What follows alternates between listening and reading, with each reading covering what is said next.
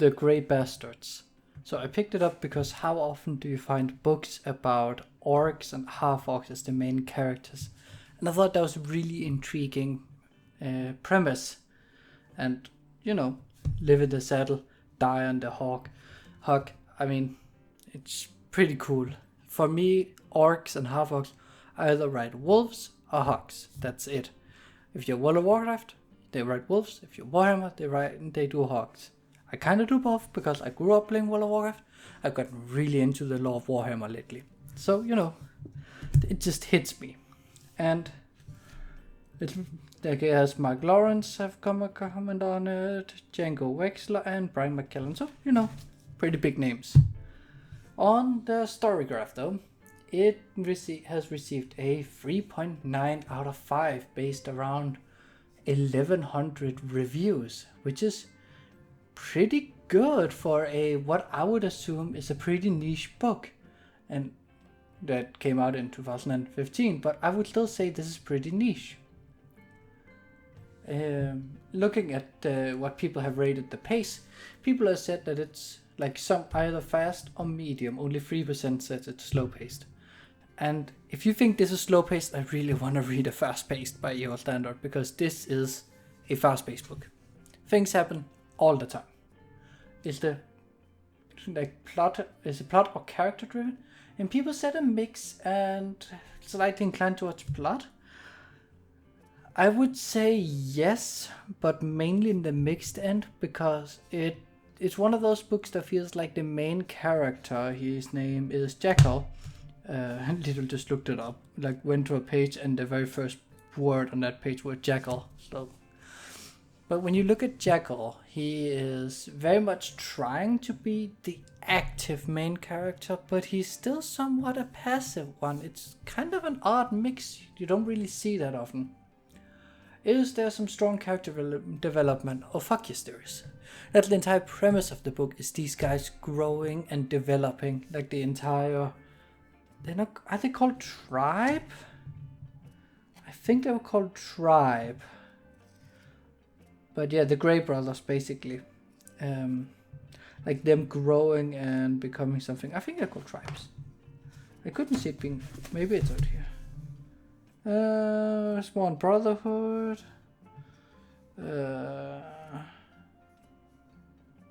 No. Okay. Never mind. I think it's called Tribe. At least that's what we're going to be calling it. Is there a diverse cast of characters? Both yes and no. It's kind of a weird mix. On one hand, yes, they are incredibly diverse. On the other hand, it's a lot of the same stereotypical, like all half orcs are kind of the same. All the female whores are kind of the same. I'm going to say female whores, there are no male whores, but all the whores are the same. A lot of the humans are kind of the same. Like if you have a title, and it really depends on the importance of the title. That's kind of what depends on your character. If your title is wizard, you are in one way no matter if you're human or not. If you're human but not a wizard, you're this way. And if you're half orc, and like it's kind of weird. And they're all still kind of different, so it's still good, but and are the flaws of the characters of a main focus? Really only the main character? I suppose you could also argue the bad guy, the two like antagonists, the evil wizard and the old leader of the jackals. I completely blank on names right now. But yeah, I mean, is it here? The Claymaster. Like, I suppose you could argue that, but like for those three, yes, their flaws are the main story point. The rest, not so much really. Like you do get character development from a lot of them, but it is mainly those three that we're looking at. Talking of the those three, this is most likely Jackal. And this screams fantasy, like romantasy book. This is the cover of a romance book published 5-10 years ago. I don't like it. I honestly don't think the cover is nice.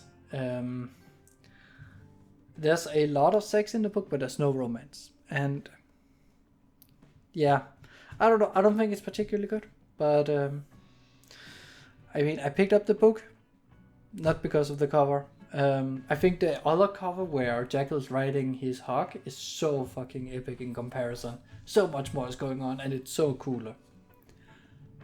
Alright, let's talk about the story. So one thing I want to start out with is this story is like, it's very one tone. It's kind of Deadpool-esque in a way, not in breaking the fourth wall, but as in it shoehorns in perverted sex jokes whenever it can, and there are a lot of them. And at first I was like, okay, decently funny, decently good jokes, but as we moved on, they got less and less funny and more just why. Like, it almost felt like a crutch. Of course, it, like, once you're midway and later on, it's kind of an established character trait that everybody comes up with these. But it was really just stop yourself. Not everything is a fucking your mama joke, or that's what she said, or my cock is longer than your cock, or if you can't do this, you are a cocksucker. Or, like, reading it, I actually thought this book was 2010 or earlier written, because it is kinda outdated in the humor in that regard. Also, starting out with the book was very confusing because everything has names, but everything also have nicknames, and we kind of get both introduced at the same time. What confused me the most were the Hawks, because they're called Hawks and Barbarians. And it's just, you kind of just have to roll with it and just accept that you will learn it with time, and that there is no real explanation behind it. And a lot of the names are kind of like, the half-orc names are things. So Jackal is because he's sneaky or something. We have Warboar, I think it was, or something like that. Warbler. Claymaster because he used to work with clay. Hoodwink wears a hood. And so on. Like, Fetch because Claymaster think women only is good for fetching. So her name is she got the name Fetching, but goes by Fetch because it's better for some weird reason. Oats because apparently that was all he would eat as a child or something like that. So really everything is like, the name fits the character or something. Like, it's a bit on the nose. The book is not trying to be highbrow literature. It's not trying to hide anything. It is on the nose. What you read is what you get, I feel like. But again, it's a pretty good story. The overall story that we're looking at is really good. Jackal is thrown out of the tribe. He's trying to figure out how to stop Claymaster from ruining the Grey Bastards. Later he learns that the true villain is Crafty, the wizard that came to visit. And then learns what Crafty's plan is, and now he's trying to stop that and stop an orc invasion, because in this world the half-orcs are what's preventing the orcs from invading the place. At least that's what they think, but that's a lie. The conspiracy goes deeper. And it's almost trying to be written as a detective novel, because Jackal is trying to piece together all the clues throughout the story, and that's really fucking good. And it is actually really well done, because every time Jackal comes to a lot of time he comes to a revelation, and makes perfect sense, his logic. You get his logic and you're like, yeah, this is sound logic.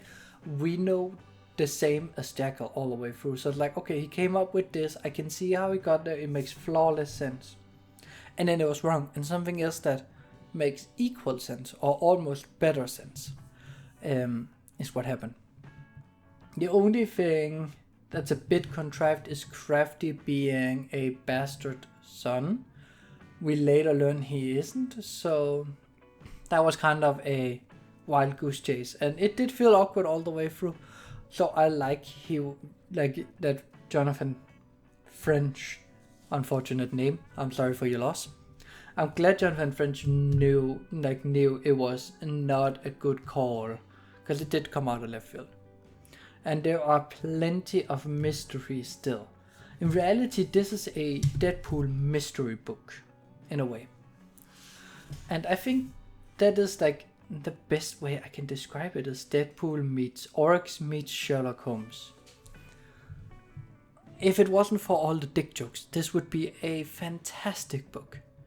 I am a sucker for a good perverted joke, a your mama joke. I say them all the time, or that's what she said. There's a time and a place for them, and I can't believe I have to be the one saying that. And this book does not make it properly. And it really, really drags me down. It really bothers me. Because it's really, like, you have these serious moments, and then it just goes, let's go, you fucking cocksuckers, last one, get lit in the ass, or something like that. And it's really just, it pulls you out of the moment, especially the, like, sentimental moments, because there are quite a few of them, and there is budding romance. But every time it's ruined by a dick joke, or a hooker joke, or your mama joke, or all three combined into one. And it's really just, it's a little much. One joke I did, like, kind of, because it was right in the beginning, so it wasn't before you got oversaturated. But instead of, like, Jackal says something, and then she just yells, lick me. And then I don't know why, it just cracked me up. But I think this was followed right after by her just standing naked on the roof of a building shooting a guy. Just being a total badass. And this was when I realized this shit is awesome. And the book is pure testosterone all the way through. And like, as much as it's a mystery, there's definitely a lot of action. A lot. It's insane, but it's so good. So really what I want to say about this book, to kind of cut this review short. I think the book is really good. I think the premise, the plot, the story, for the most part, the characters are really good. It has a lot going for it. Two things that really drags it down. Dick jokes, and in general, like, misogynistic jokes like that, just because there's too many of them in my opinion. And a lot of characters, once you know their name, that's it. Sludge Man is a sludge man because he lives in the swamp and he's surrounded by sludge. It's no deeper. Like, characters are interesting, but they just become one note because once you know their name, you know what their deal is.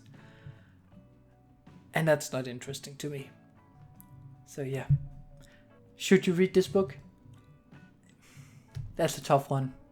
I'm gonna have to say yes, if you're into a bit of a different type of mystery action book. In a way, you could say this reminds me a little of the Sherlock Holmes movie with Robert Downey Jr. In fact, in that they have quite a bit of action, but quite a bit of retrospective thinking. Same thing here, kind of have both going for it, and it does it really well. So yeah, with that being said, Discombobulate. please leave a like, comment and subscribe.